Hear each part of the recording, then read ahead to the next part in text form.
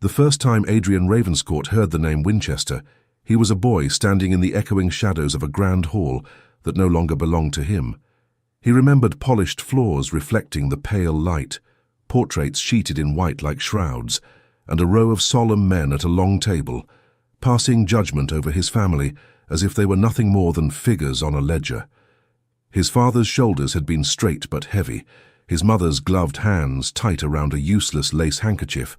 On the opposite side of the room, elegant and smiling, there had been the Winchester patriarch, a man whose calm expression hid a predator's satisfaction. Contracts had been presented, ink glistening darkly, proofs of signatures, maps of boundaries, accounts of debts. Men in powdered wigs and crisp coats spoke of mismanagement, of falsified agreements, of improprieties that Adrian's father denied, with a voice that grew hoarse and desperate. At the end, it had not mattered. The decision was rendered, the properties lost, and humiliation fell over the Ravenscourts like a shroud. Adrian was young, but not so young that he failed to understand betrayal when he saw it. The Winchester gaze had settled on him once, measured, dismissive, assured, as if a boy's fury posed no threat at all. Over the years that followed, that look burned itself into Adrian's mind. The Ravenscourt name did not vanish, but it shrank, wounded and stripped of its power. The grand estate that had once been theirs passed into other hands, and every retelling of the scandal painted his father as careless or corrupt. The truth that the Winchester patriarch had forged and manipulated, distorted and deceived, went buried beneath the weight of official documents and the triumph of the victor. Adrian watched his parents age too quickly. He watched their invitations diminish, their former allies turn their attentions elsewhere, their titles become more ornament than influence. He listened at doors, piecing together fragments of conversations. The more he learned, the sharper his resolve grew. It was the Winchesters, not the girl, never the girl. He hardly knew she existed. The girl, he was told in passing, was shy and quiet, often ill. Their daughter kept mostly from view, raised in the fading splendor of a house that had once boasted more than it did now. Her name drifted through rumor only occasionally, like a faint note in a loud, discordant symphony, Ilara Winchester. To Adrian she was insignificant, a shadow attached to a hateful name. The architect of his family's ruin was not a delicate daughter, but her father, who had wielded law and deception with equal skill. When that man died, suddenly, and some whispered suspiciously, it did nothing to soothe Adrian's resentment. The destruction was already done. Years deepened the grooves of that resentment rather than softening them. Adrian grew into his title with a restrained, quiet intensity that unsettled those who had once mocked his diminished status. He rebuilt what he could, investments carefully chosen, alliances formed with methodical patience. He did not seek the glittering center of society's attention. He preferred the edges where people said more than they meant to and revealed more than they wished. In those edges, he began to hear a different name paired with Winchester. Ilara. Lady Ilara Winchester, alone now, her father gone, her house a crumbling echo of its former glory. She was, by all accounts, the last fragile remnant of a shattered legacy. The very man who had brought ruin to the Ravenscourts left behind a daughter marked by whispers and pity. Suitors ignored her, neighbors avoided her, and relatives circled like vultures over what remained of her inheritance. Adrian listened. Relatives, it seemed, planned to contest her claim to what little remained of Winchester lands, arguing that a woman so tarnished, so unprotected, could hardly be entrusted with anything of value. There were legal maneuvers, quiet approaches to solicitors, subtle rumors seeded to suggest Ilara was unstable or incapable. Adrian watched as if studying a chessboard. He knew the law as well as any solicitor by then. He knew that a single binding alliance, a marriage, could transform the fragile shell of Ilara's position into a fortress. With a husband of sufficient rank and influence, her relatives could be held at bay, their schemes cut off at the knees. And if that husband were Adrian Ravenscourt, Duke of a house once betrayed, then something more than protection could be achieved. If he married Ilara Winchester, the very family that had devoured the Ravenscourts, would become dependent upon him for its survival. Through the bonds of marriage, property could be restructured, land reclaimed under new titles, and the last pieces of Winchester power drawn quietly into his hands. A marriage of appearance, cloaked in civility, might become the sharpest form of vengeance. He considered it dispassionately at first, as one might weigh investments or options before a court. But the more he examined the possibility, the more a grim satisfaction took root. No public quarrel, no scandalous duel, no reckless confrontation would be needed. Only a vow spoken at an altar, a ring placed on a trembling hand, and documents signed in elegantly inked strokes. The Winchesters had destroyed his family with ink and paper. He would end theirs the same way. He could almost hear the old man's voice in his mind, protesting from beyond the grave, seeing his daughter's future used as trade for the very house he had tried to crush. The thought should have disturbed him, perhaps. It did not. It steadied him. All that remained was to meet Lady Alara Winchester. He did not hurry. Vengeance deserved patience. He watched from afar first, drawing upon contacts who still dealt with what was left of the Winchester holdings. Land stewards spoke of a mistress who paid them late but apologized, who sold ornaments to keep laborers fed. A dressmaker mentioned quietly that her orders had grown simpler, plainer, as if the lady of the house had begun abandoning any pretense of vanity. Servants, once proud, now worked harder to maintain a home that had lost its luster. Carriages grew older, curtains more frayed. The house was not on the verge of destitution, but its decline was steady, undeniable. And at the center of it all there was Alara, a woman alone, with a name stained by her father's actions. The prospect should have pleased Adrian unreservedly.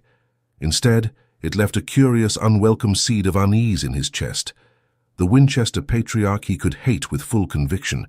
He could imagine the man at every turn, smug and calculating. But a daughter who sold her jewels to pay wages, or apologized for late payments. That did not fit the picture he had drawn of Winchester cruelty. He told himself it did not matter. He arranged his approach with care, as he did everything. No sudden appearance, no overt gesture that might startle or send gossip racing through the drawing rooms. He requested a meeting under the pretext of discussing a minor property dispute, the sort of entangled boundary matter that had plagued both their families for years. The message he sent was composed with precise politeness. He noted that, as neighboring landholders of a sort, they had mutual interests that might be better settled in private conversation than in public court. There was nothing in his words that hinted at emotion, nothing that suggested the history between their houses. Yet when the acceptance came, penned in a slender, elegant hand that trembled just enough to be noticeable, Adrian felt a tension in his muscles he had not expected. Lady Alara Winchester would receive him. The day he travelled to the Winchester estate, the sky hung low and pale, as if uncertain whether to offer sunlight or rain. His carriage rolled steadily along the road that once had been familiar to his family's horses. The closer he drew, the more memory rose around him. A certain row of trees where he had ridden as a boy, a stone wall against which he had once leaned, watching his father speak with tenants. He did not let the recollections slow him. They were ghosts. He was no longer the boy in 2 large boots and second-hand pride. He was a duke with his own household, servants, and influence.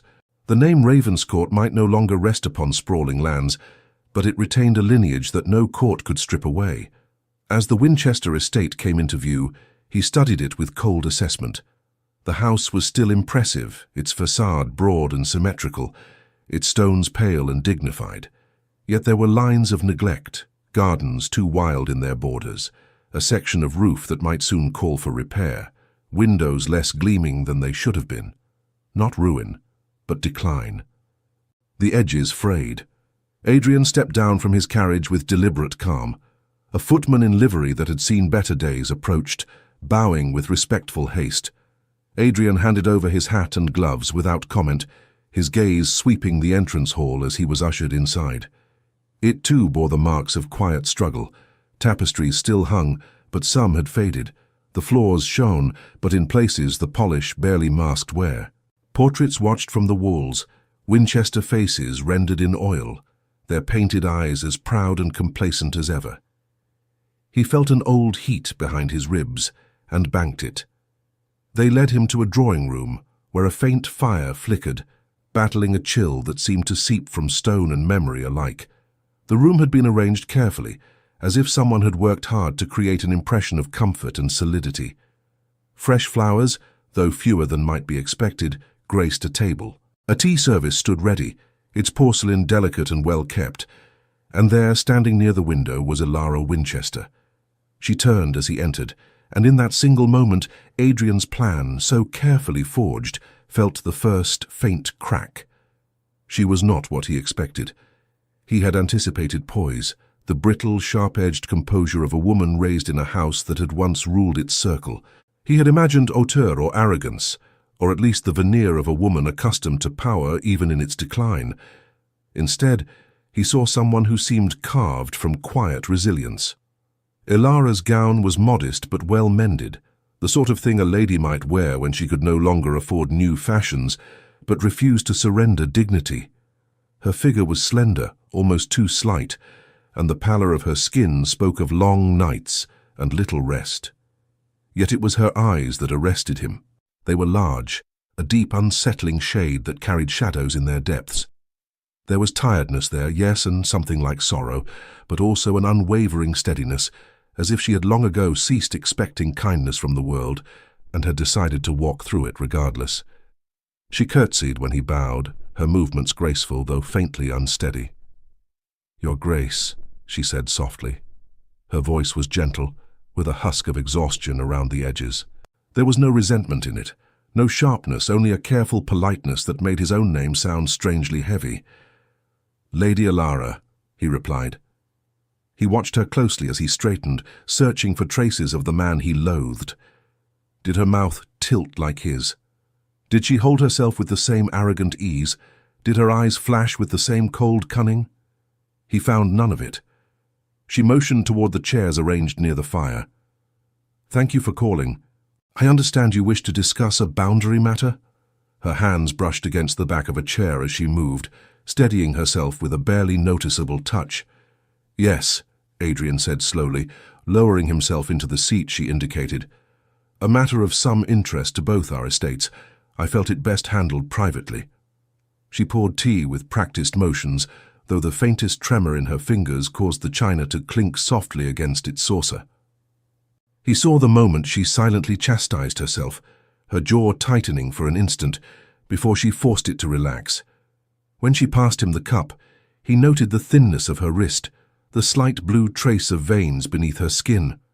A woman, yes, but also, somehow, a person worn down to the delicate bones of endurance.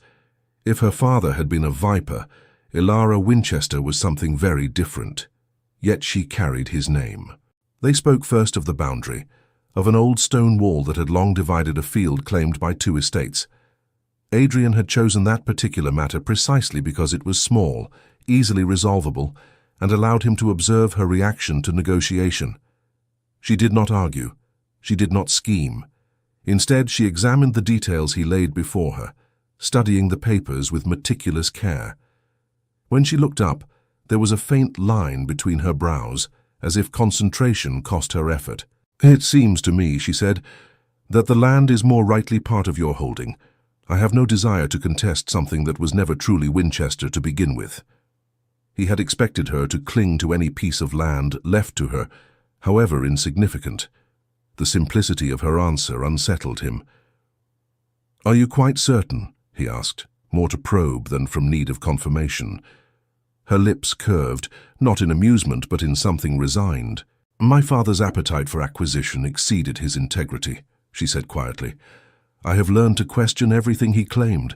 If by relinquishing a disputed strip of field I can make at least one matter right, I count it no great loss." The admission struck him harder than he cared to admit. He had not expected her to speak of her father in such terms, and certainly not to a man whose name had once been intertwined with scandal at the Winchesters' expense. There was no defensiveness in her tone, no attempt to soften the truth, only a weary honesty. "You speak of him with surprising frankness," Adrian observed. Something flickered in her eyes. "The world has already judged him," she replied, "and judged me by extension. I find little use in pretending." She hesitated, her gaze restless for a moment, before returning to his. "You must be aware of the rumors, Your Grace. They cling to this house like dust." He was aware. He had fed some of them himself, in the privacy of his thoughts, if not in society's ears. "Yes," he said, "I am aware." "Then you know," she continued, "that I am alone here. The reputation he left has driven many away. Those who have not left, most of them stay for what they can still take." The last words were delivered with a softness that made them more piercing. She lifted her cup, but her hand faltered. The china tilted, tea sloshing perilously close to the rim. Before he could think, Adrian reached out, steadying the cup with his own hand, wrapping his fingers around hers. Her skin was cool. Too cool. He felt the slight jolt of her surprise, saw her startled gaze snap to his. For a breath, the air between them stilled, holding the weight of unasked questions. Then she withdrew, gently but firmly, reclaiming her hand and her composure. "Forgive me," she murmured. "I have not been resting as I should. Are you unwell?" The question left his mouth more sharply than he intended. Her smile was quick and fragile. "I am overburdened, perhaps, but the household must run. The accounts must be managed. The staff must be paid. Illness is a luxury I cannot afford." The words landed like a stone in his chest. He had come prepared to manipulate a spoiled heiress, a woman insulated by privilege and complicit in her father's greed. Instead, he found someone who stood alone before a crumbling legacy, holding it together with threadbare strength. The dissonance rattled him. "Your relatives," he said carefully, "do they offer no assistance?" Her gaze drifted to the window, where the light had begun to thin. "They write letters," she said. "They advise. They recommend that I relinquish more and more into their keeping. It is remarkable how eager people become to assist when there is talk of property to be divided. Have they threatened legal action?" The question was blunt, but she did not flinch. "Not yet," she answered, "but they are speaking with solicitors. They hint that I am not fit to manage what remains. It would be easier, you see, if I were to declare myself incapable, or if some incident could be misinterpreted." He understood then. They wanted scandal. They wanted a fall. "If they attempted such a thing," he said, his voice unexpectedly low, "what would you do?" She blinked, surprised perhaps that he seemed to care about the answer. "I do not know," she confessed. "I have so little support. I am no one's priority. I suspect that if I protested, it would only confirm their view that I am unstable." Her hands folded tightly in her lap. "I am tired of fighting shadows, Your Grace. But I am more tired of watching my home, however flawed its history, be carved apart by those who never cared for it until they scented opportunity." A silence settled over the room. The fire crackled softly, and somewhere in the house a clock chimed a mellow note. Adrian studied her. He had expected anger to rise, anger that she, the daughter of the man who had ruined his family, should now face ruin herself. Some cold, vindictive part of him had anticipated satisfaction at seeing the Winchester line reduced to this vulnerable, beleaguered woman. Instead, what unfurled in his chest was something far more dangerous. Pity. Then, more insidiously, respect. He saw no trace of her father's cruelty in her. No entitlement, no manipulative charm. Only a woman who had spent years paying for sins that were not her own, shoulders bowed beneath burdens she had never chosen. This complicates matters, he told himself sternly, but vengeance did not require hatred, not in its execution. It required only resolve and opportunity. The plan remained sound. Marrying Alara Winchester would protect her from grasping relatives while simultaneously placing her lands and name under his control. Whatever softness he felt could be set aside. He had learned long ago to separate feeling from necessity. He drew a breath, steadying his thoughts. "Lady Alara," he said, "there is a way to shield yourself from such designs." She turned to him, a faint crease returning between her brows. "If I could retain a competent solicitor." More than that, he interrupted gently but firmly. A solicitor can be challenged, a steward can be dismissed, but a husband of adequate rank and influence cannot be so easily brushed aside. Colour drained from her face, then slowly returned in a soft flush. "You suggest marriage," she whispered. "I suggest alliance," he corrected, though he knew well what form such an alliance would take. "You stand alone. That makes you, in the eyes of those who would take what you have, vulnerable. With the protection of a husband, particularly one whose title commands a measure of respect, the ground beneath their schemes would shift." She looked down at her hands, where her fingers now twisted together. "You speak as if such a husband is easily obtained." "You are of noble birth," he said. "Your lineage, whatever its stains, still carries weight. There are men who would overlook rumor for the sake of what remains of your estates." Her eyes closed briefly. "Men who would take what they can, and leave me with even less." She opened them again, meeting his gaze with quiet resolve. "You must forgive my lack of enthusiasm, Your Grace. I have seen how some marriages are bargained. I have no wish to surrender what little autonomy I still possess to another person's ambition." Her words struck dangerously close to his own intentions. "If you chose wisely," he said, keeping his tone even, "your husband's ambition could align with your protection, not your defeat." "And where," she asked softly, "would I find such a paragon?" Adrian held her gaze, making a decision that felt like stepping into a storm. "In me," he said. The world seemed to still. Ilara stared at him, the meaning of his words settling upon her slowly, like snowfall gathering weight with each flake. Her lips parted, then closed again as if she could not quite trust her voice.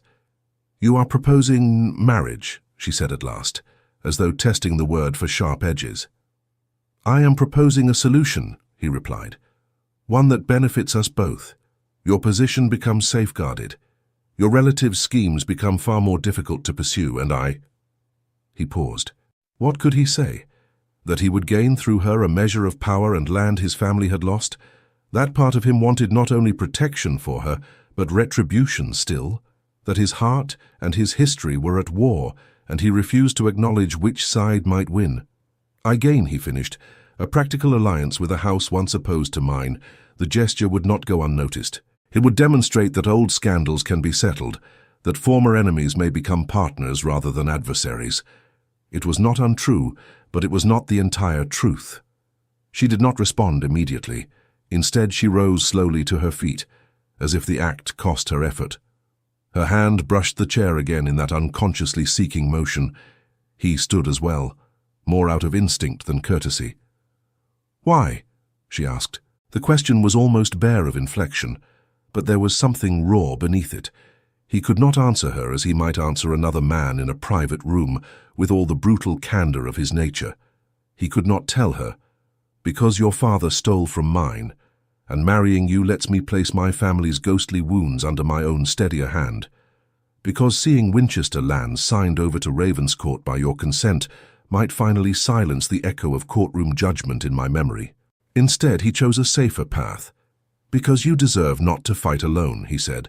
The words surprised even him. She laughed then, softly, briefly, a sound more of disbelief than amusement. "You have known me for the span of a single conversation," she said, "and you think you know what I deserve." "I know what injustice looks like," he said. "I have seen it before." Her gaze sharpened at that, as if sensing there was more beneath his statement than he had revealed. For a moment he thought she might ask. Instead, she swayed where she stood. It was slight at first, a delicate tipping of balance, like a reed in a faint wind. Then her color drained again, leaving her almost translucent. Her hand went out, searching for purchase, but the chair was half a step too far. Her breathing hitched. "Lady Ilara," he said sharply. Her lips moved. The room blurred for her. He saw it in the way her focus slipped, her eyes no longer quite fixed on his. "Forgive me," she whispered. "I have not been sleeping." The last word dissolved as her knees gave way. Adrian moved before thought could form. He closed the distance between them in a heartbeat, catching her as she collapsed. Her weight was nothing in his arms, light as if the burdens she carried had hollowed her out from within. Her head fell against his shoulder, a strand of hair brushing his cheek. "Ilara," he said again, more urgently. Her eyes were closed now, lashes resting like shadows against pale skin. He felt the slow rise and fall of her chest, a breath, then another, too shallow for his liking. For one terrible instant, a memory seized him. His mother, fainting under the weight of public disgrace, his father's helpless hands reaching, the sound of gasps from the watching crowd. This was different, he told himself, but the panic coiling in his gut did not care. "Someone!" he called, raising his voice. Footsteps arrived with a clatter as a maid burst into the room, eyes wide at the sight before her. "My lady!" she cried. "She fainted," Adrian said, forcing his tone into command. "Bring smelling salts and water, quickly." The maid bobbed a frantic curtsy and fled. Alone with Ilara once more, Adrian lowered her carefully onto a nearby chaise, arranging her with a care that felt almost intimate. He loosened the high collar of her gown just enough to ease her breathing, acutely aware of the softness of the skin at her throat. His fingertips brushed a pulse there, faint but steady. Too pale, he thought, too thin, too alone. The realization cut through him like a blade. He had come into this house with a plan wrapped in cold logic, convinced that he could enact it without entangling his emotions. But as he looked down at Ilara Winchester, unconscious and vulnerable, something within him shifted irrevocably. "This is the daughter of the man you hate," a harsher part of his mind insisted. "She bears the name that poisoned your family's honor." Another voice, quieter yet more insistent, answered, "She is not him." He thought of her words, the quiet condemnation of her father's greed, the weary acknowledgement of the rumors that clung to her, the simple, exhausted confession that she had no one who truly stood beside her. He thought of the way her hands shook when she poured tea, how quickly she had moved to grant him what was rightfully his in the boundary dispute, as if making one small corner of the world honest again would absolve her of inherited guilt. He had not expected to feel protective, but he did. The maid returned, flanked by an older woman who must have been the housekeeper. Between them they brought the requested salts and a glass of water. Adrian stepped back only slightly, unwilling to move far from Ilara's side. The housekeeper applied the salts with practiced efficiency, and within moments Ilara stirred. Her lashes fluttered, her hand twitched. "Easy, my lady," the housekeeper said gently. "You've given us quite a fright." Ilara's eyes opened slowly, confusion clouding their depths. For a moment she did not seem to recognize her surroundings. Then her gaze found Adrian, standing like a dark pillar at her side, and a flood of mortification washed over her features. "Your Grace," she breathed. I am so sorry." "There is nothing to apologize for," he said, more sharply than he intended. He tempered his tone. "You need rest." "I need to stand," she said, attempting to push herself upright. Her arms trembled. "I cannot—" "You will do no such thing," he interrupted, his hand hovering near her shoulder in case she fell again. "You will remain seated until you are fully recovered. That is not a request. It is a necessity." Her eyes flickered with a spark of stubbornness that, under other circumstances, might have amused him. "You have no authority to command me so," she said faintly. "Not yet," he answered, before he could stop himself. The words hung between them, heavy with implication. Her lips parted, but whatever retort she had been forming was lost as the effort exhausted her. She slumped back against the cushions, closing her eyes briefly. "Please," she whispered, "this is humiliating enough. Do not make more of it than it is." He saw the plea there, not merely to preserve her dignity before him, but to prevent the household from gossiping more than they already did. She was too used to being watched, judged, measured by standards she had never chosen. "Very well," he said quietly. "Then we shall say nothing of it beyond this room." The housekeeper nodded gratefully. "You are kind, Your Grace." Kind. The word sat oddly with him. He had not come here to be kind, yet as he watched Ilara fight to reclaim her composure, As he saw the thin threads of pride and determination holding her together, he realized his intentions had already begun to alter, whether he admitted it or not. He still wanted justice for his family. He still burned with the old anger, but he could no longer imagine achieving satisfaction in a way that would deepen the suffering of the woman before him. If he took her lands, her legacy, her last fragile hold on security, what would he become? Her father. The thought repulsed him. No, he thought, feeling the ground shift beneath his carefully laid plans. Whatever alliance he forged with Elara Winchester would need to protect as much as it reclaimed. He could not allow her to become collateral in a war she had never chosen. "Lady Elara," he said as her breathing steadied, "my offer stands, not from pity, but from conviction." She turned her head slightly toward him, eyes half-lidded, yet focused. "Your conviction," she said softly, "or your strategy?" "Both," he admitted. "I would not insult you with claims of pure selflessness, but neither will I deny that, having met you, my regard for this arrangement is no longer merely practical." The faintest blush rose to her cheeks, delicate as dawn light. "You hardly know me," she repeated, though her voice lacked the earlier edge of disbelief. "You know only that I am tired and alone and foolish enough to swoon in front of a duke." His mouth twitched, a ghost of a smile threatening. "I know that you are honest enough to condemn your father's wrongs, loyal enough to sell your own comfort for the sake of your servants, and proud enough to despise the thought of being someone's burden." Her eyes widened, as if she had not thought anyone had noticed those things. "I also know," he continued quietly, "what it is to be judged by the actions of another.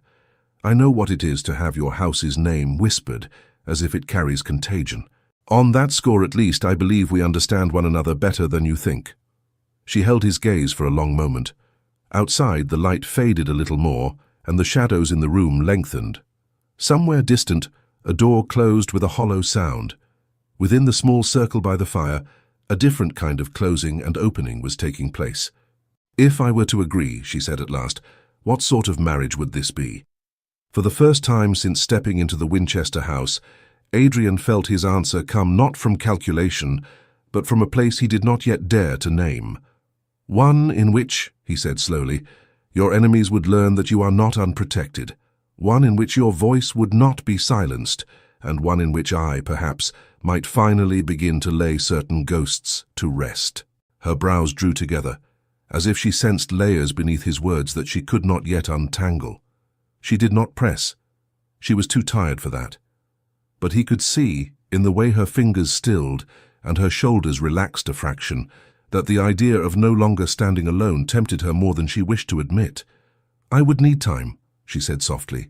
"This is not a decision I can make in an afternoon, after fainting like a character in some overwrought story." "You will have it," he said. He did not tell her that each moment she thought and hesitated. The old part of him that loved the idea of retribution fought with the newer part that wanted, against all sense, to shield her from every blow. He did not tell her that already his heart was slipping dangerous inches away from vengeance and toward something far more treacherous. He would discover that slowly, in the days and nights to come when she accepted his proposal, not only out of necessity, but with a fragile, growing trust. When he watched her navigate society's cruelty and his relatives' schemes, he would find himself stepping between her and every harm, as if he had been born for that role. For now it was enough that he had seen her as she truly was, kind, wounded, her soul bearing the imprint of years of quiet suffering.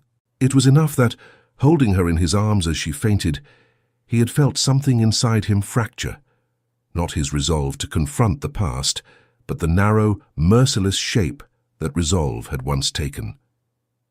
He left the Winchester house that evening with his plan altered, though he would not yet admit how much. He still intended to marry her, but for the first time he was no longer certain it would be only for vengeance. The following days unfolded with a strange, deliberate slowness, as if time itself sensed that something delicate and irrevocable was being decided. Adrian did not return to the Winchester estate at once. He allowed several days to pass, sending only a brief note through his secretary, inquiring after Lady Alara's health. The message was formal, but the ink had barely dried before he realized how intently he waited for a reply. It came the next afternoon. Her hand was steadier this time, the script more assured, but he could almost read between the lines. She had recovered, but only in the way a soldier rises from a battlefield, knowing more storms are coming. Your Grace, I thank you for your concern. The faintness you witnessed was an unfortunate consequence of my own neglect, not of any grave illness. I regret any distress it may have caused.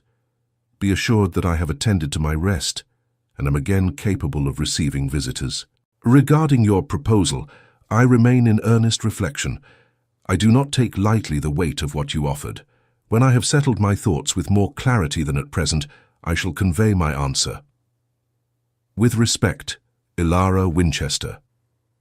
It was the kind of letter any lady of rank might send, yet something in its simplicity cut straight through his armor. She did not preen, did not flatter, did not feign indifference. She simply acknowledged what had passed between them, and admitted with admirable honesty that she was not yet ready to decide. Adrian refolded the letter and placed it in a drawer he usually reserved for documents of consequence. Contracts, deeds, treaties of a sort. It belonged there. Whatever answer she eventually gave would alter the course of both their lives. His household took note of his quiet distraction. At breakfast, his cousin Marcus raised a brow over the rim of his coffee cup. Marcus was younger by a handful of years, broad of shoulder and easy of smile, the sort of man who had always drifted effortlessly through drawing rooms while Adrian preferred the periphery. "You are uncommonly silent this morning," Marcus remarked, "more so than usual, which is saying something. Is there a new bill in Parliament that offends your sensibilities, or have you discovered we are all secretly living in debt?" "We are not in debt," Adrian said shortly. Marcus grinned. "Then it must be a woman." Adrian's hand tightened almost imperceptibly on his newspaper. "Do not be absurd." "The last time you looked that thoughtful," Marcus continued unconcerned, "you were deciding whether to invest in those mills everyone warned you about. As I recall, you made a fortune while your more cautious associates blinked." "And your point?" "Men do not stare through their coffee like that over profits," Marcus said lightly. "They stare like that when they are about to do something uncharacteristically reckless. Since I have not heard of you challenging anyone to a duel, my money is on a lady." Adrian lowered the paper slowly. "You are insufferable." "Frequently," Marcus agreed. "Who is she?" Adrian could have deflected. For most of his adult life he had guarded his inner world with a severity bordering on asceticism. Yet now, perhaps because the matter had already begun to escape his control, he found himself answering. "Lady Elara Winchester," he said. The name fell between them like a gauntlet. Marcus, to his credit, did not immediately scoff. He tilted his head, studying Adrian as if he were a particularly challenging opponent across a fencing strip. "The Winchester heiress," he murmured. "Such as she is. I had heard whispers that her circumstances were reduced." "That is an understatement," Adrian said. "And you mean to court her?" Marcus's brows lifted. "Forgive me, but is that not somewhat perverse given the history between your houses?" "That same history," Adrian replied, "makes this alliance strategically potent." The words tasted colder than he felt. "Strategically potent," Marcus repeated. "You sound like an admiral discussing ships, not a man considering marriage." Adrian set the paper aside. "Our family was humiliated in a very public fashion, Marcus. Lands lost, reputation dragged into question. We did not deserve it." "I know," Marcus said more gently now. "We all know." "Then you understand why the prospect of binding Winchester to Ravenscourt holds appeal. It would signal to the world that the scandal that destroyed us no longer defines us, that in some measure the debt is balanced." Marcus leaned back, fingers drumming lightly on the table. "And Lady Elara, what does she gain from such balancing of accounts?" "Protection," Adrian said at once. "Her relatives circle her like scavengers. They question her competence, whisper about her health, and seek excuses to seize what remains of her inheritance. With me at her side, their efforts would meet a far less compliant opponent. Marcus's gaze sharpened. Protecting a Winchester cousin? That is a curious development. Adrian's jaw tightened. She is not her father. So you have met her? Yes. And?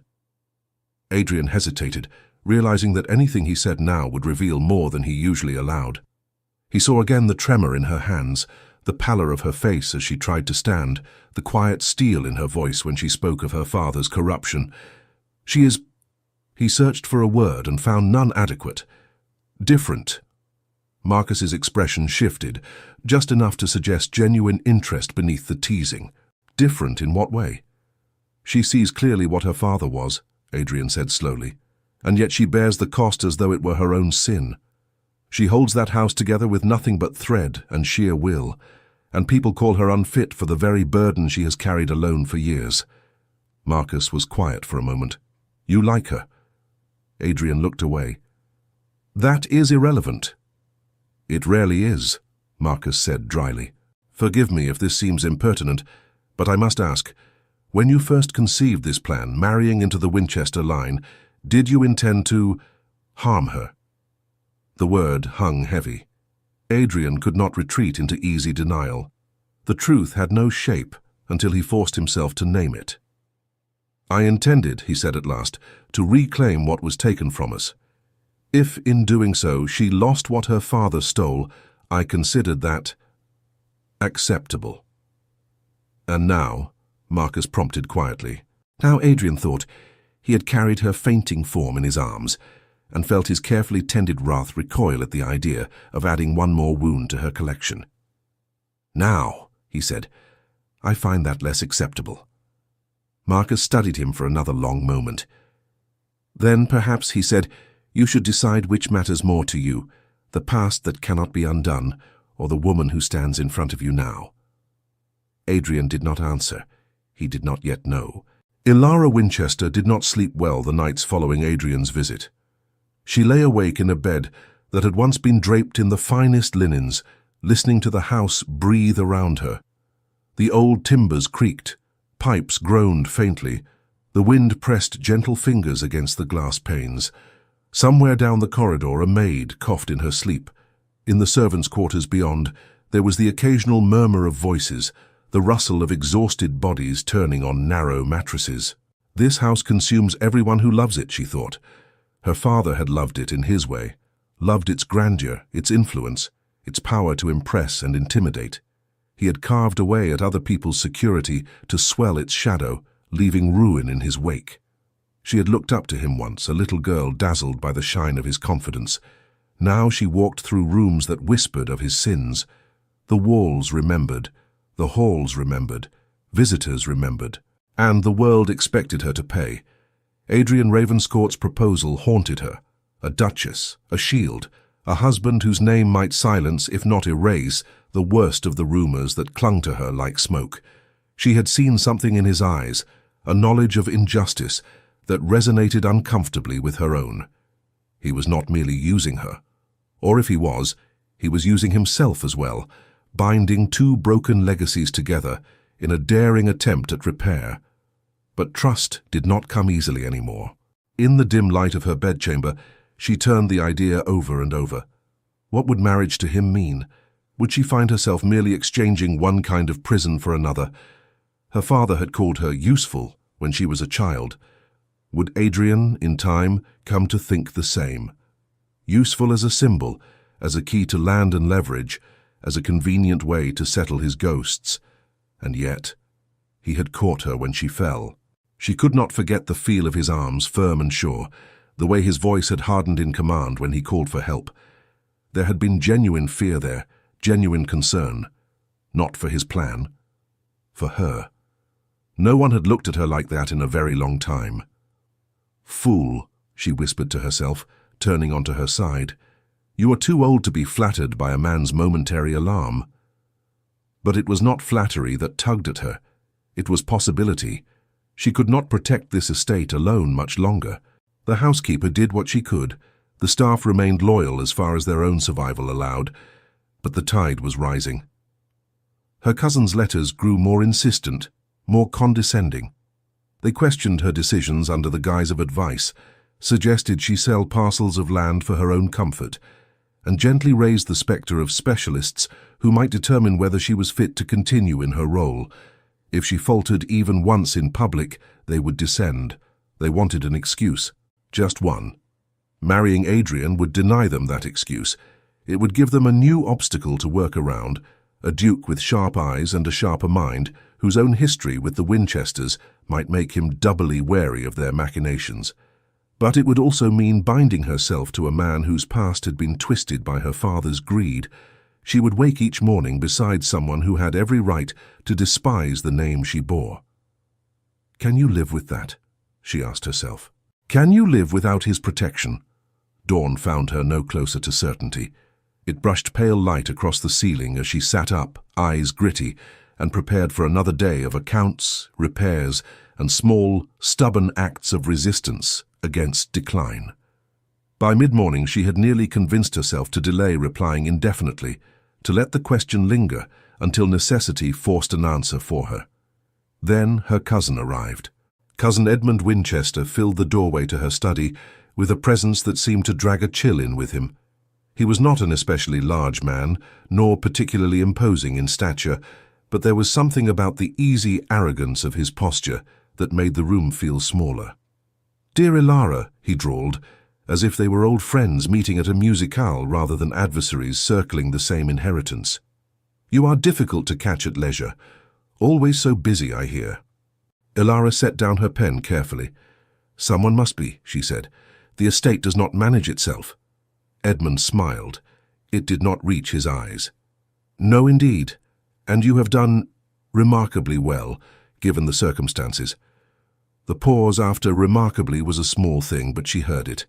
"What brings you here, Edmund?" she asked. "Your letters have been frequent enough that I confess myself surprised you took the trouble to come in person. A man must occasionally see with his own eyes what he has written about so diligently," he replied, strolling into the room without invitation. He glanced at the shelves, the threadbare curtains, the ink stains on her fingers. "I wish to satisfy myself that you are managing." "I am," she said simply. "Are you?" His gaze sharpened. "Rumors reach even my distant corner of the world, you know. Whispers that Lady Ilara Winchester is not quite herself these days, that the strain has become too much, that she has been unwell." Her hand, resting on the edge of the desk, curled into a fist. "I fainted once," she said, forcing the words out evenly. "After working too late into the night. I am not an invalid." "Once," Edmund repeated thoughtfully, "and in front of a visitor, I hear. A rather significant visitor, no less." Her pulse stumbled. "Who told you that?" "Oh, my dear, houses talk." He tapped a finger lightly against his cheek. "Servants speak to other servants, who speak to coachmen, who speak in the kitchens of other houses when they feel the urge to share a story. It is not difficult to trace the outline of events." She said nothing. "A duke, Ilara," Edmund went on, savouring the detail. "Adrian Ravenscourt himself. The irony is exquisite, is it not? The daughter of the man who ruined his family collapsing at his feet. I wonder what he made of it." She swallowed hard. "If you came simply to gloat over gossip, you may spare us both the time. I have work to do." "Oh, but this is very much my work," Edmund said smoothly. "As one of your closest relations, I have a vested interest in your well-being. If your health is failing, it is not. If," he continued, as if she had not spoken, "you find yourself unable to fulfill the demanding responsibilities of this estate, it would be remiss of me not to assist, to relieve you of certain burdens, to ensure that the Winchester properties do not fall into mismanagement." "You mean," Ilara said coldly, "to relieve me of them?" His smile widened. "For your own good, naturally." She stood then, the chair scraping softly against the floor. Her exhaustion fell away beneath a surge of anger that warmed her chilled limbs. "You speak as though I have not held this place together with my own hands for years," she said.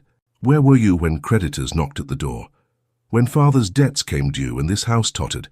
You did not come with offers of assistance then. Only when the worst had passed did you find a sudden concern for my well-being." Edmund's eyes flashed, the polite veneer slipping for an instant. "You have done what you can," he said. "I will grant you that. But you are alone, Elara. Alone, and by some accounts, fragile. If word spreads that you suffer fainting spells—" "It was one episode," she repeated. "Then those who already doubt your capacity will only grow more vocal. They will petition the courts for an inquiry. They will claim you are unfit to manage your own affairs. And then, my dear, matters will be taken out of your delicate hands entirely." "By you," she said. "Possibly," he allowed, "or by others less familiar with our family's needs. Is that a risk you wish to take?" She hated him in that moment, hated his calm, his calculation, his willingness to twist a single moment of weakness into a noose around her neck. "Leave," she said, voice low. "Think carefully, Elara," Edmund replied. "You may not have the luxury of many more choices." When he was gone, the quiet of the study felt heavier than before. The walls seemed to lean in, the air tight in her lungs. "He is right," she thought bitterly. "Not about my fitness, but about their eagerness. One misstep, one more fainting spell, one more public sign of strain, and her enemies would descend with legal petitions and sympathetic expressions. They would call it mercy while they took everything." Adrian's proposal no longer felt like a theoretical escape. It felt like a narrowing branch over a chasm. By evening, she had made her decision. The second letter she sent to Adrian was shorter than the first, and her hand did not shake. "Your Grace, if your offer of an alliance still stands, I accept.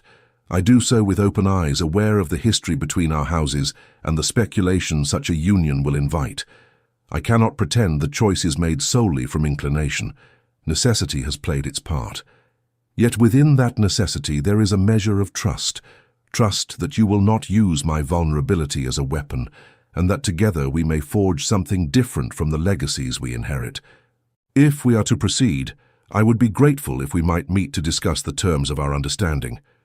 I ask only this, that whatever our marriage becomes, it will not strip me of the small agency I have fought so hard to retain. Respectfully, Elara Winchester." When he received it, Adrian read the lines twice, then again, absorbing not only the content, but the courage it represented. She did not embellish, did not hide that she was choosing him in part because the world had left her little alternative. Yet she also did not come to him as a supplicant. She came as someone extending her hand toward a shared endeavor. He closed his fingers around the letter, feeling its edges bite faintly into his skin. "She accepted, I take it," Marcus said from the doorway. He had a talent for appearing when least announced and most inconvenient. "She did," Adrian said. "And you look as if that both pleases and terrifies you."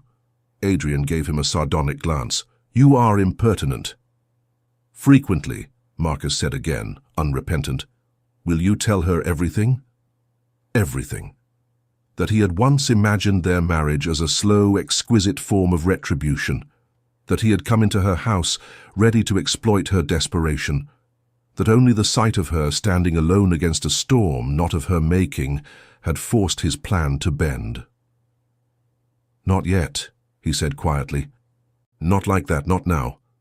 Marcus studied him for a long beat, then nodded. "Then at least make certain that whatever your motives were, your actions from this point on are worthy of the woman you are about to bind yourself to." Their next meeting took place not at Winchester House, but at Adrian's London residence, a townhouse of restrained elegance, its lines clean and its interior ordered with a precision that reflected its master. Elara arrived in a carriage that had seen better years. The velvet seats worn but carefully brushed, the exterior polished to a faint, stubborn sheen. As she stepped down with the aid of a footman, she felt the familiar prickle of eyes from the street. Passers-by slowed. Servants at neighbouring houses glanced up from their tasks. A Winchester calling upon Ravenscourt was an event. Adrian met her at the entrance himself. It was not strictly necessary. A butler could have received her. A maid could have removed her cloak. But he stood there nonetheless, dark coat impeccably cut, expression composed yet not quite impersonal. "Elara," he said, the sound of her name on his lips, both strange and unexpectedly intimate. Your Grace, she replied, inclining her head. His gaze flicked briefly over her face, as if searching for signs of lingering weakness. She held herself a fraction straighter, unwilling to give him or anyone the impression that she was fragile. "Thank you for coming," he said. "May I take your cloak?" She allowed him to. His fingers brushed the fabric near her shoulders, and she felt an unwelcome awareness skip along her skin. It had been some time since any man had stood so close without hostility or obligation clinging between them. He led her to a sitting room overlooking a small, well-tended garden. The room was warm without being stifling, its furnishings tasteful but not ostentatious. A low table already waited with tea and a plate of delicate biscuits she suspected had been ordered for her benefit. "I thought it best that we speak here," Adrian said, gesturing for her to sit. "My solicitor is available if we require him, but I wanted our first discussion to be between ourselves." "I am grateful for that," Ilara said, taking the offered seat. "I have spent enough of my life watching other people decide my fate in distant offices." He sat opposite her, not behind a desk, not looming over her, but as an equal at the same low table. It was a small thing, but it steadied her. "You accept my offer," he said. "I am honored."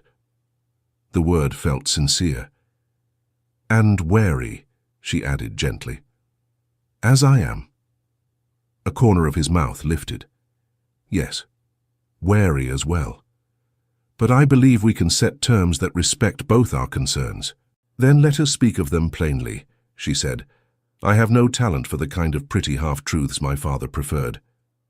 "Nor I," he said. He poured the tea with a care that surprised her, as if he had done it often enough to be comfortable with the task. When he handed her the cup, their fingers brushed, and again that traitorous flicker of awareness threaded through her. "First," she said, wrapping her hands around the warm porcelain, "I would know what you expect of me as your wife, beyond the obvious social duties." He did not pretend not to understand. "You fear becoming a figurehead." "I fear becoming a pawn," she corrected. "Or worse, an ornament. Something to be displayed when convenient and ignored when not." His gaze held hers, unflinching. "That is not what I want." "Then what do you want?" she asked softly. He considered his answer. "I want a partner in public appearance," he said. "Someone whose presence at my side sends a message that I do not shrink from the past, that I have chosen to confront it and reshape it. I want someone who will speak her mind, even when it disagrees with mine, so long as we do one another the courtesy of honesty in private." She had not expected that last admission. Heat rose faintly in her cheeks. "You would have me argue with you," she said. "Respectfully." "Respectfully," he agreed. "But yes. And your expectations regarding the Winchester estates?" He did not flinch. "I will not lie to you, Ilara. I still intend to reclaim certain lands that were taken from my family under questionable circumstances. I believe you know better than most the nature of the acquisitions your father pursued." "I do," she said quietly. "However," he continued, "I mean to do so legally, transparently, and with your consent. If we are to correct old wrongs, we will do it in the open, not through forged contracts and courtroom ambushes. You will retain control of the properties rightly yours, those that were once Ravenscourt and became Winchester through fraud. I would see those restored, but not at the cost of your security." She exhaled slowly. This, at least, she had expected. In some ways, it was a relief to hear it stated so clearly. "If I am to agree to such transfers," she said, "I want it understood that I do so willingly, not under pressure, not because you threaten to withhold your protection." "I will not coerce you," he said. "You might not need to," she replied. "There is a subtler kind of coercion in gratitude, independence. Promise me now, while I still have something resembling choice, that you will not use my feelings, whatever they may become, against me." The room seemed to tighten around that phrase, "whatever they may become." Adrian's expression shifted, something almost like pain flickering behind his eyes. "I swear to you," he said quietly, "I will not." She believed him. More dangerously, she wanted to. "And you?" he asked after a moment. "What do you expect of me?" She had thought of that, pacing her dim corridors at night. "I expect," she said slowly, That you will not speak of my father's sins as if they are mine. That when society whispers about the scandal between our houses, you do not join the chorus even in jest.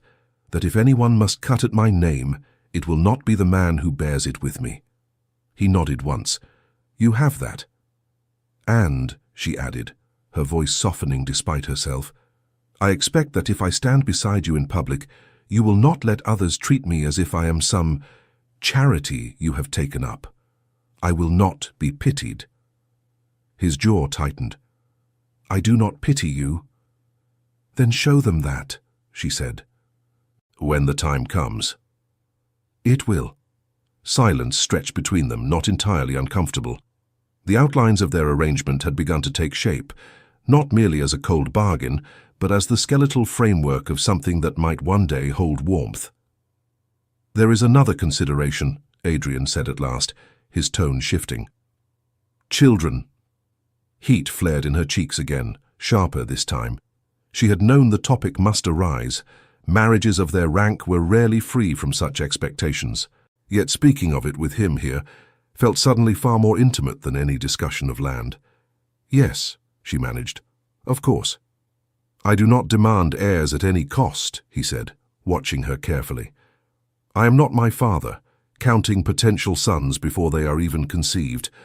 But I would be dishonest if I claimed no interest in securing the Ravenscourt line. At the same time, I recognize that you have endured enough demands on your body and mind. I would not have our marriage become another burden you dread." His frankness disarmed her. "I have often been spoken of as if my only value lay in what I could bear," she said quietly. "Heirs, alliances, expectations. I do not know yet what I want in that regard. I only know that I do not wish to be forced." "Then we will not force it," he said. "We will see what time brings." Her shoulders loosened fractionally, tension easing from muscles she had not realized were clenched. For the first time since they had begun this conversation, she allowed herself to imagine a future that was not only a series of battles. "Very well," she said. "Then, Your Grace, I accept our bargain, on the understanding that we both honor what we have just spoken." "It is Adrian," he said, almost without thinking. She blinked. "Pardon?" "My given name," he clarified, a faint flush rising at his own impulsiveness. "If we are to be allies, you may use it, at least when we are alone." "Adrian," she repeated, tasting the shape of it.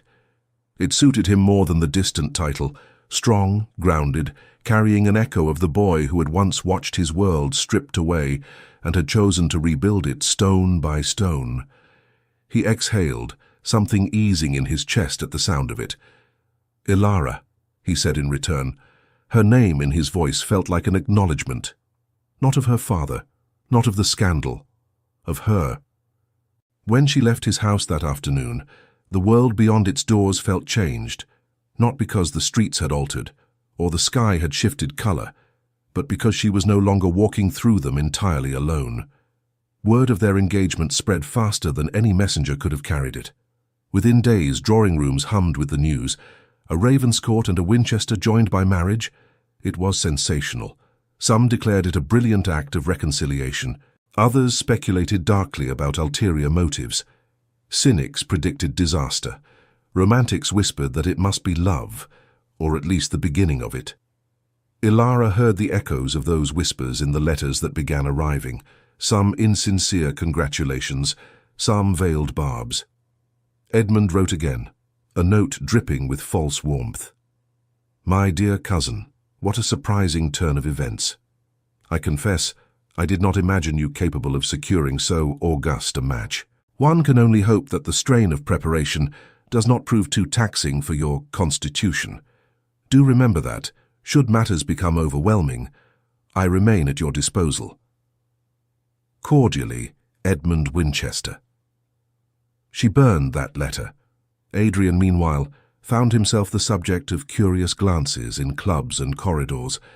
A few bold acquaintances approached him outright.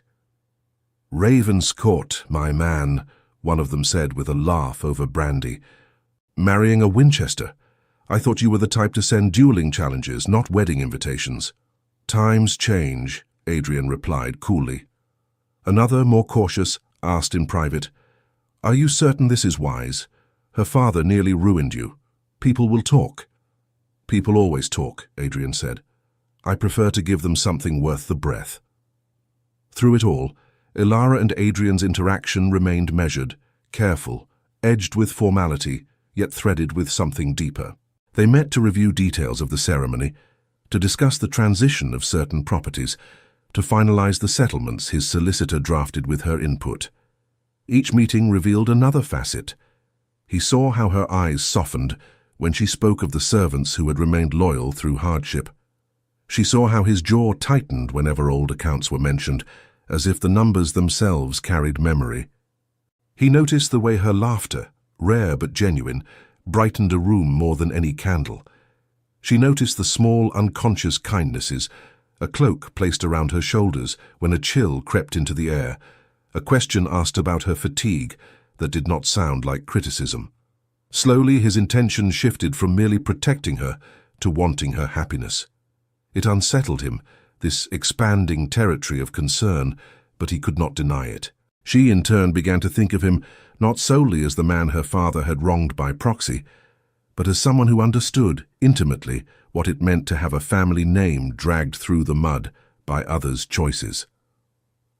On the evening before the wedding, Ilara sat alone in her room at Winchester House, the very walls watching as if they too awaited judgment.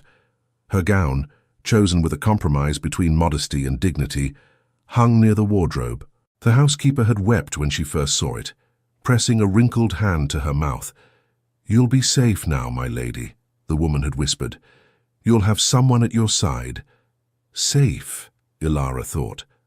The word felt fragile, like crystal in a careless hand.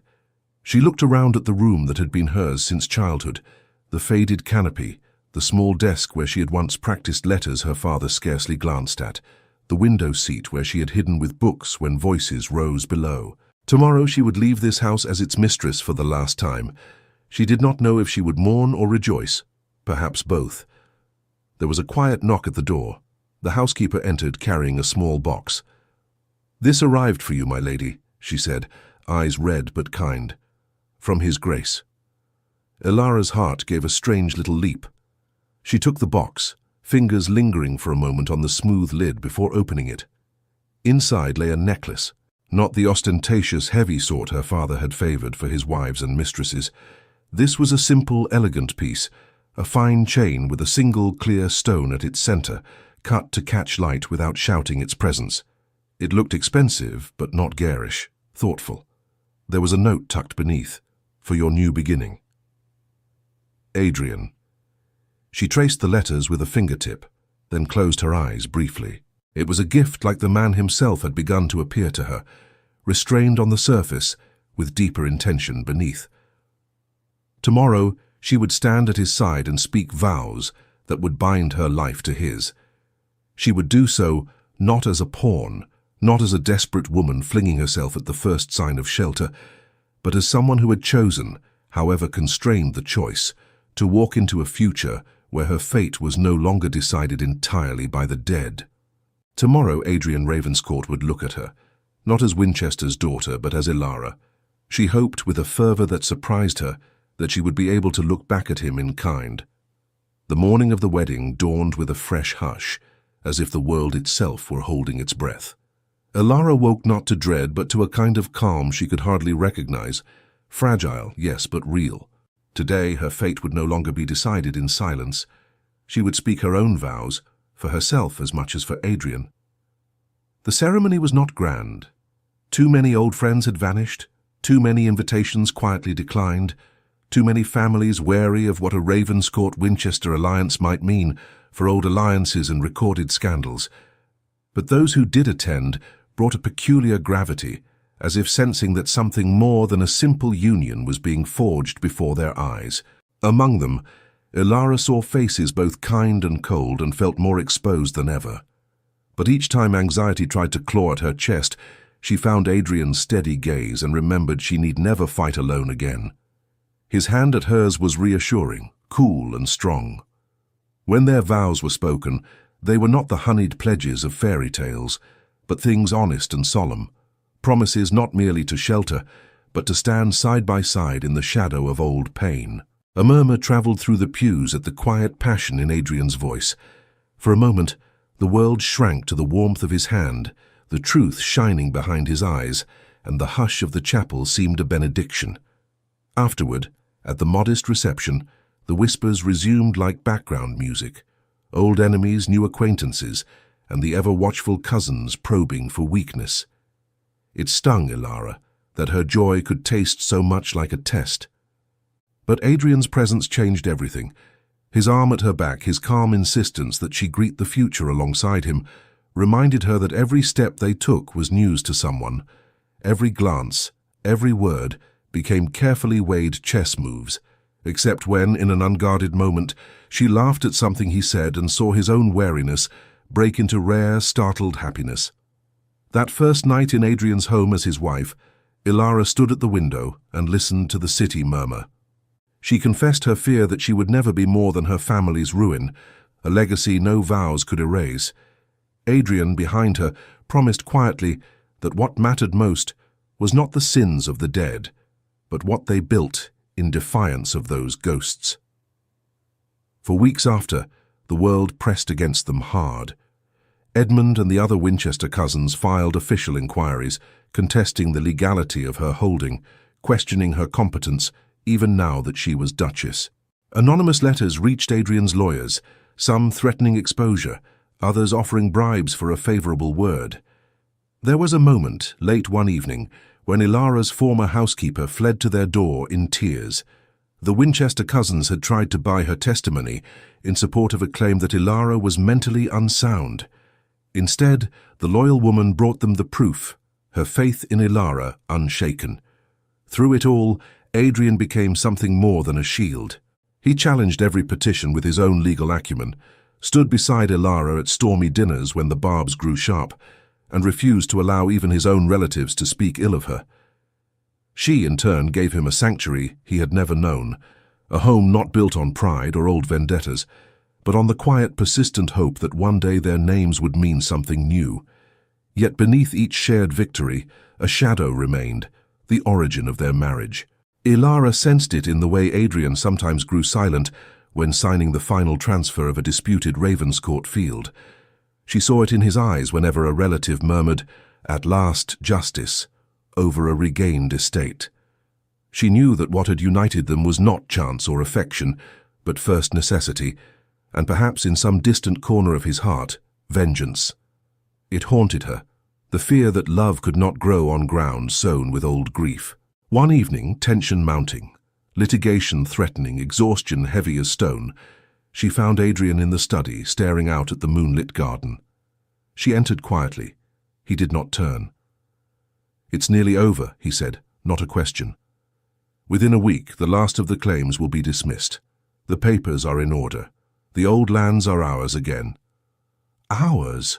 she echoed, her voice trembling on the edge of hope and suspicion. He turned then, the firelight carving sharp lines of fatigue and regret across his face. "Do you hate me yet?" he asked softly. She shook her head, stepping forward. "Why would I?" He looked at his hands. "Because when I came to you, Ilara, my heart was still set on retribution. I wanted justice for my family, wanted the Winchester name humbled, its lands returned to my house. Marrying you was brilliant legal strategy. I told myself your suffering was the price justice demanded." His words were brittle as winter branches, but there was no malice, only shame. She pressed a hand to her heart to steady it. "But something changed," he continued. "You were nothing like the stories. You gave all you had to your people, even when it cost you the last of your pride. Each day I spent pretending this was only a bargain. I found myself defending you, not my cause. I hated your father still, but I could not, in all honesty, hate you. And the day I saw you nearly collapse from the weight of all this, I realized I could not bear to be another stone on your shoulders." Her eyes filled. "Why are you telling me this now?" "Because you deserve to know," he whispered. "You deserve to choose if you can love a man who began as your jailer, who came to you not as a savior, but as a judge." She shook her head. "You became my champion. You gave me the dignity of honesty, even when it frightened me." For a long moment, neither of them spoke. Then Ilara took both his hands in hers. "Adrian Ravenscourt, you were forged by disappointment and anger, but you have built a gentler house on top of those ashes. I may not have chosen this path for myself, but I choose you. I choose the man who stayed when the world walked away. I choose the heart that let go of hate, even when it cost you your purpose." The dam inside him broke. He kissed her, not with the wild urgency of desperate youth, but with the reverence of a soul saved by its own capacity for change. She felt every unsaid apology, every broken oath mended, in the gentleness of his touch. The battles faded. The conspiracies fell quiet as evidence withered and relatives wearied of defeat. It was not a happy ending, but a hard-won peace, forged from choices, honesty, and an alliance born in darkness and grown, stubbornly, toward the light. Life at last began to resemble not a penance but a promise. In seasons that followed, the Ravenscourt house, once heavy with silence, filled with laughter and warmth. Ilara found her voice in society, commanding respect not through title, but through her undeniable courage. Adrian discovered in the rhythm of shared days that love might not erase his losses or sorrows, but could heal what vengeance could not. They became, to those who cared to look past gossip, a legend. The Duke and the heiress who defied history paid every debt and wrote a new chapter for both their names, one shaped not by anger, but by grace. And so concludes this journey of vengeance overcome by compassion, of two souls learning to trust and build a future together, stronger for the scars they carried and the forgiveness they chose. Epilogue: many seasons had passed since the night Adrian Ravenscourt chose love over the vengeance that had once defined him. The world had not forgotten the scandal that bound the names Ravenscourt and Winchester together, but it had softened.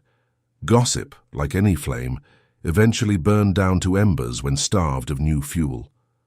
What remained in the end were not the old stories whispered in corners, but the quiet truth of how Adrian and Ilara lived. On a late afternoon brushed with pale light, Ilara stood on the terrace of Ravenscourt House and watched the fields stretch out in gentle folds beyond the gardens. The land that had once been at the center of so many battles lay calm now, its boundaries no longer contested, its tenants secure under a stewardship built on fairness rather than fear. Children's laughter drifted faintly from a distant lane. Somewhere in the orchards, a worker called to another, the sound easy and unhurried. Peace had weight, she had learned. It did not float lightly above a life, it settled into it, filling the cracks left by old wounds. Behind her the door opened with a familiar soft click.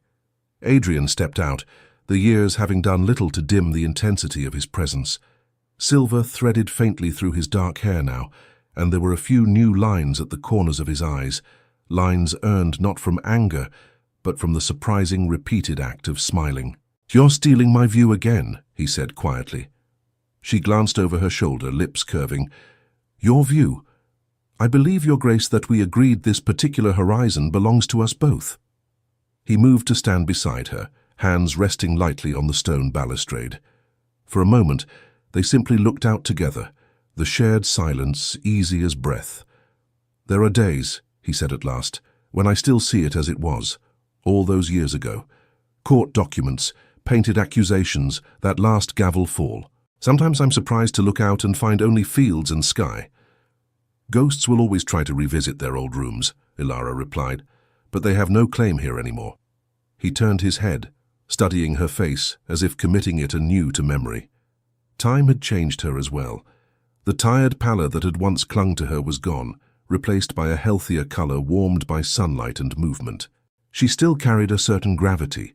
Some people never lost the habit of bracing for impact, but there was a softness now too, an ease in the set of her mouth and the way her eyes lit when she looked at him. "You did that," he said softly. "You turned a haunted place into a home." "I only followed your example," she countered. "You were the one who chose not to let bitterness decide everything." He huffed a quiet breath. "I had help, a woman who insisted that protecting her did not require destroying what little she had left." "Stubborn woman," she murmured. "Impossible woman," he corrected, affection threaded through every syllable. From inside the house came a sudden bright peal of laughter, high and ringing, the sound of a child unencumbered by history. A heartbeat later, small footsteps pattered across polished floors, growing louder. "Ilara! Adrian!"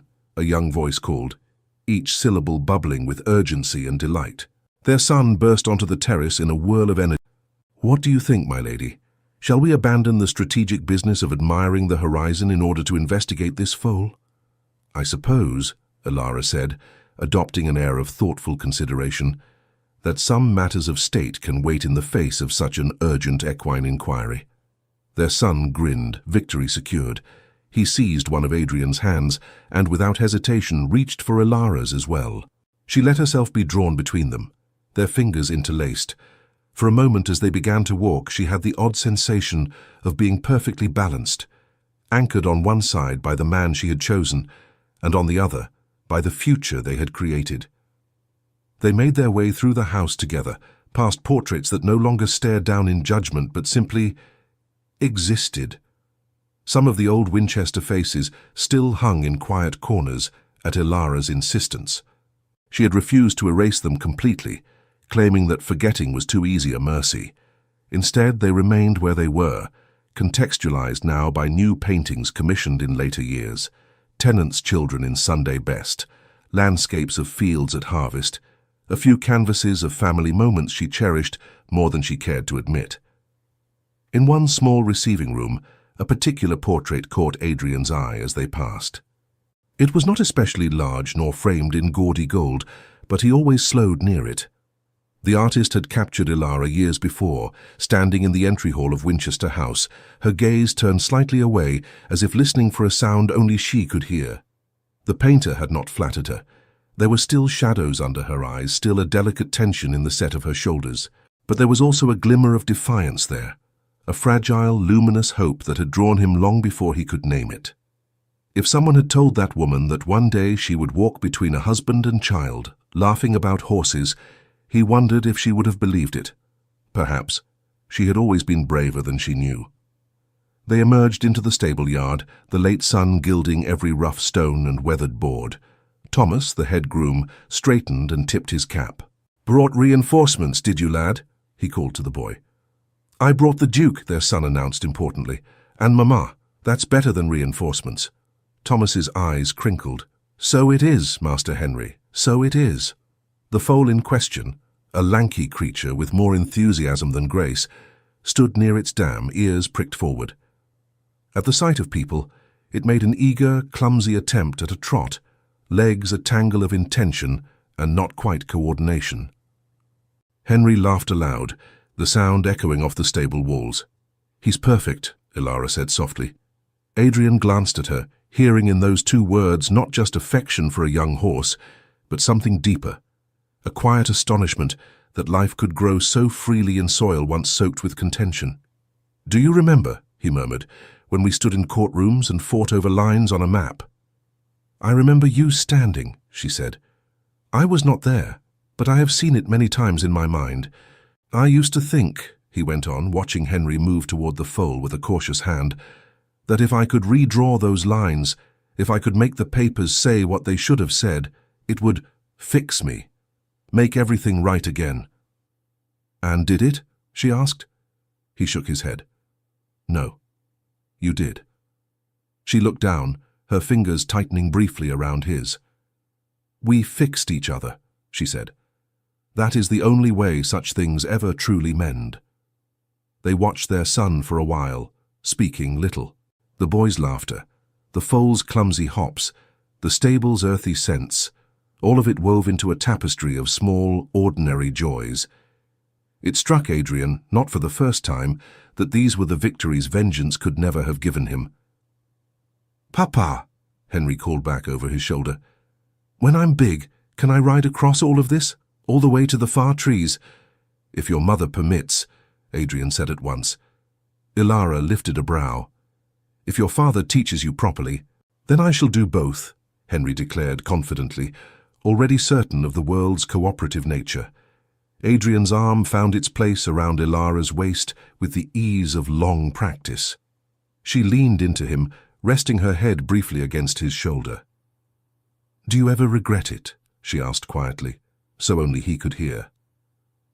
"Letting go of what you once wanted?" He knew what she meant.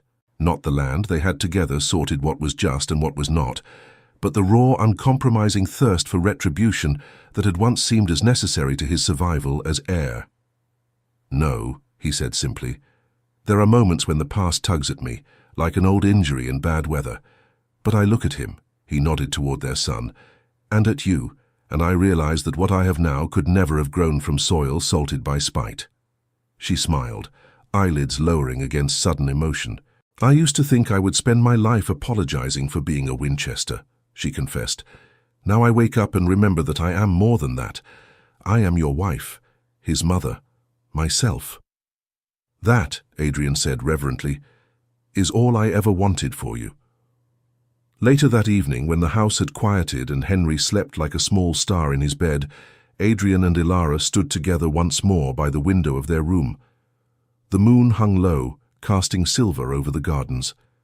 From here the world looked both distant and very near. "Do you know what I fear now?" Ilara asked softly. He brushed a strand of hair from her cheek. "Tell me." "That he will grow up hearing only the legend," she said. "The neat, polished version people tell at dinners.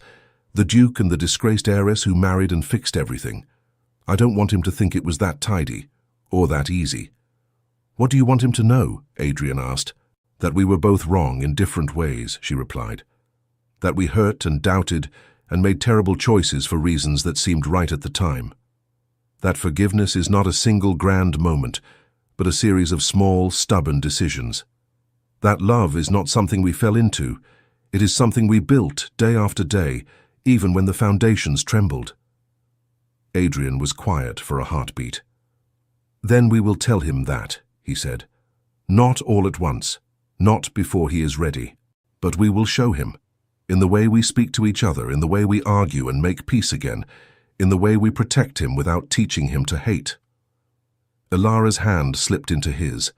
Their fingers wove together, familiar and new all at once. "Once," she said, her voice barely above a whisper, "I was certain my life would be nothing but the echo of my father's sins. Then you walked into my house, with vengeance in your eyes, and somehow we both walked out with something else entirely." "A future," he said. "A soul," she added, looking up at him. "Yours, mine, ours." He kissed her then, the world outside fading to a blur of moonlight and shadow. There was no urgency in it, no desperation, only a deep, steady warmth, the kind that came from knowing that whatever storms might rise again, they had already proven they could weather them side by side. Far below, unseen from their window, the old boundaries of the estate lay still under the night sky. Once those lines on a map had been weapons. Now they marked not conquest but care, land tended by hands that remembered hunger and hardship, and had chosen, finally, to leave a kinder legacy. In years to come, bards and busybodies alike would tell the story of Adrian Ravenscourt and Ilara Winchester, how vengeance led him to her door, and how somewhere along the way he fell deeply, irrevocably in love with her soul. Some would embroider the tale, softening edges or heightening drama. But at the heart of it all, the truth would remain simple. He did not win because he took back what was his. He won because he chose, at last, to give. And she, who had spent so long paying for another man's crimes, finally found a home where her name meant not shame but grace. Together they proved that even the darkest stories could find a different ending when two wounded hearts decided to write one more page. Dear listeners, if this story moved you, please subscribe to Echoes of Romance. Leave us your thoughts and comments. Like and share to help this tale reach more hearts, and don't forget to turn on notifications so you never miss a new chapter of love and redemption. Your company gives meaning to every word. Thank you for joining us on this journey.